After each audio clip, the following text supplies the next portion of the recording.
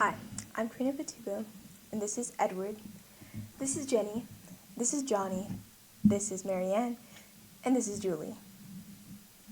Imagine that you have been diagnosed with cancer. You have to face doctor appointments, treatments, and many other unknowns. But imagine going through this struggle alone. Unfortunately, this is the reality of many cancer patients. As a result, my purpose today is to persuade you to volunteer at the American Cancer Society. I'm credible to speak on this topic because I have researched it extensively and have also volunteered at one of their events before. Today, I will be talking about what this organization needs, the solution, and the consequence of not acting and the benefits of acting, and also a plan of action. So now let's talk about the first need, which is patient support. Cancer patients usually need support in order to feel like they are not alone.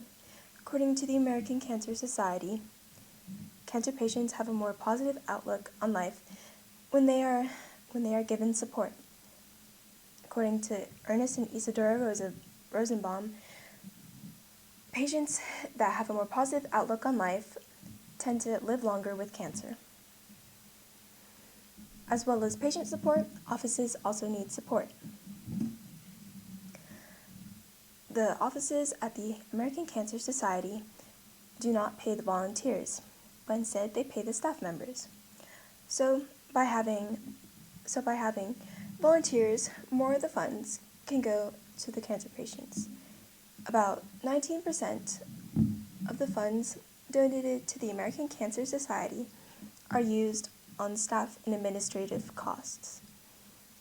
And out of the millions of dollars, 19% is a lot of money, and by volunteering, volunteers can help decrease the number and use the funds more efficiently. Now, in order to gain these funds, you have to have advocacy.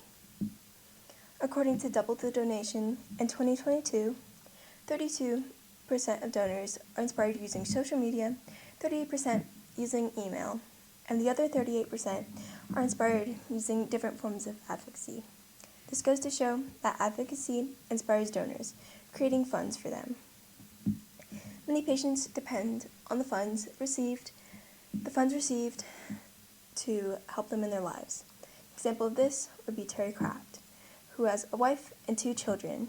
He was diagnosed with colon cancer at the age of 47. He underwent a surgery to remove part of his colon cancer. Then, after his surgery, he was told that there was a trial funded by the ACS that he could qualify for. He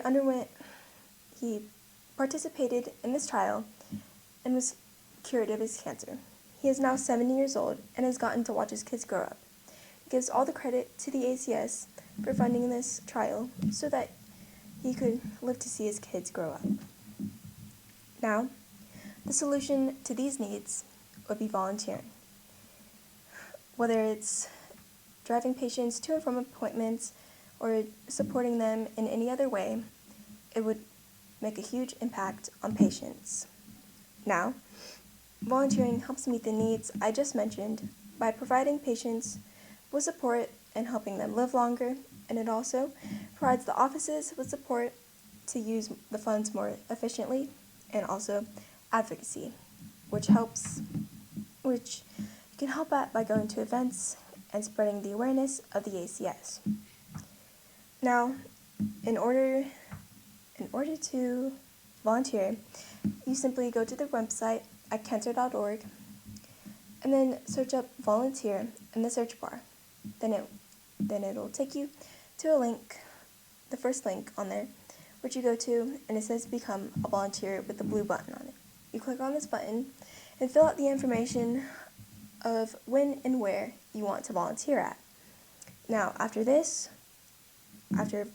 choosing when and where you want to volunteer, you just have to become a member, which is simply done by putting in an email or Google account.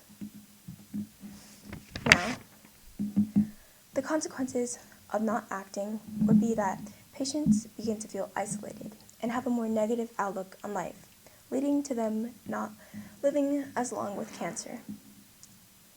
It also would mean that the ACS would spend more money on staffing instead of funds for cancer patients and cancer research. The benefits of acting, though, would be that the patients would get the support and care that they need and deserve. It would provide critical emotional support, and they would have a more positive outlook on life. Now, also volunteering would provide increased resources for these patients in terms of cancer research and treatments for these patients. To recap, I have discussed patient and office support and advocacy and how these can help the patients, and also the consequences of not acting and the benefits of acting. My purpose today was to persuade you to volunteer at the American Cancer Society. Think about what you were feeling at the beginning of my presentation and how I mentioned the struggles of cancer. If you want to prevent this, you can go to www.cancer.org or call 1-800-227-2345 to help. Thank you for listening.